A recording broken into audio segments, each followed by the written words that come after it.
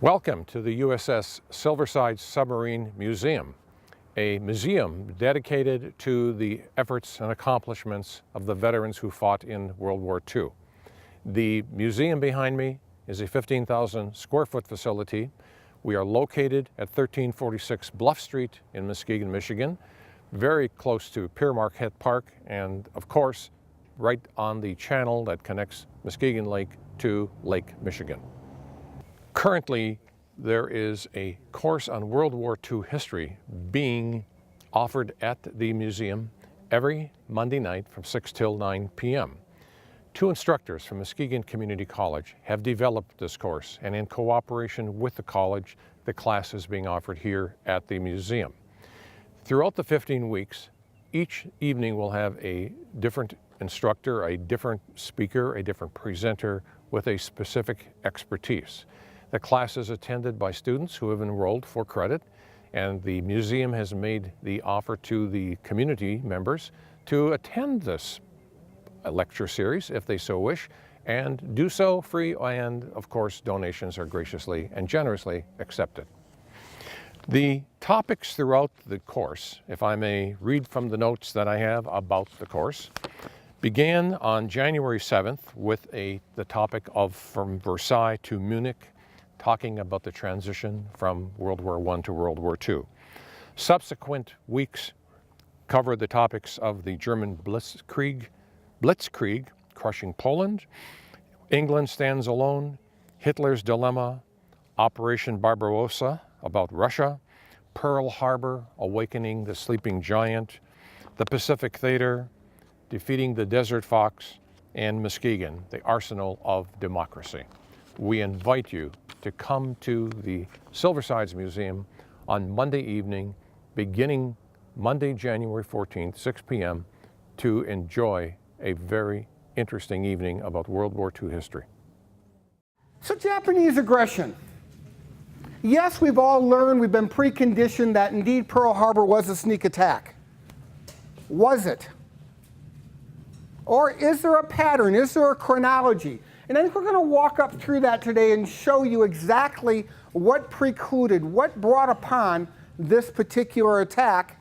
And I'm not really concerned with changing your opinions of Japanese, but I am concerned with having you take a look at the evidence and understanding that attacks are never just haphazard, sneak attack, nobody rolled a dice or pointed an arrow. There's an absolute reason for this. We have to understand, and students, this is really outlined well in your book, because I know you're all taking notes as requested.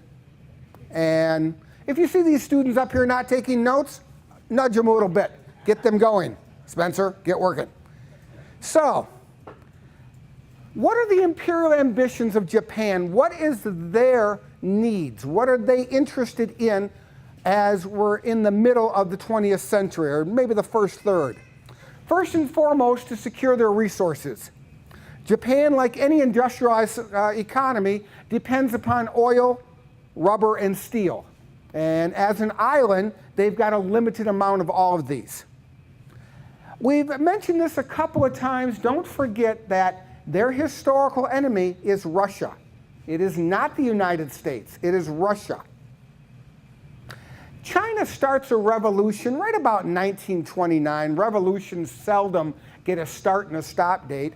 Ultimately, it would finish in 1949 with the manifestation of Chinese communism. But this is a huge concern because this is in the sphere of influence of Japan. This is in their back door, so to speak. And we're seeing the falling of empires. World War I really marked the fall of empires, and we're seeing the dissolution of, at that time, the German Empire, but also the British, the Dutch in this region. And so this power vacuum that's really Japan's concern. So keep this in mind tonight. Japan is interested in obtaining and securing their resources. They're interested in mitigating anything with their historical enemy. They're very concerned with China, and they want to surpass or really take over Britain's place in the region. The United States, we're still involved in neutrality. We've been a neutral nation for part of the last decade, certainly since hostilities broke out in the 1936, yet our actions are starting to inch us toward war. We look at an embargo on U.S. arms sales to belligerents, those who are at war. That was levied in 1937. That would be revised in 1939 to something called cash and carry. That wasn't for everyone, but selected countries, particularly the British. We would extend our aid to Britain. And this is really before the wholesale Lend-Lease program. And we would begin mandatory conscription. So Roosevelt, as we know, was really the master politician, always 2 steps forward, 1 step back. And while we are neutral at this time, in many respects, you can say we're inching toward war. His campaign, which the election, of course, was November of 1940, was on the idea that he kept us out of war. That was his premise, and he did do that.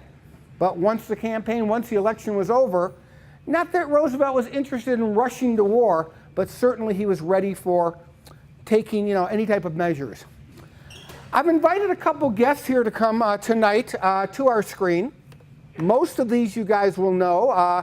Younger people, you're going to be introduced to perhaps one of the greatest morale boosters of the war.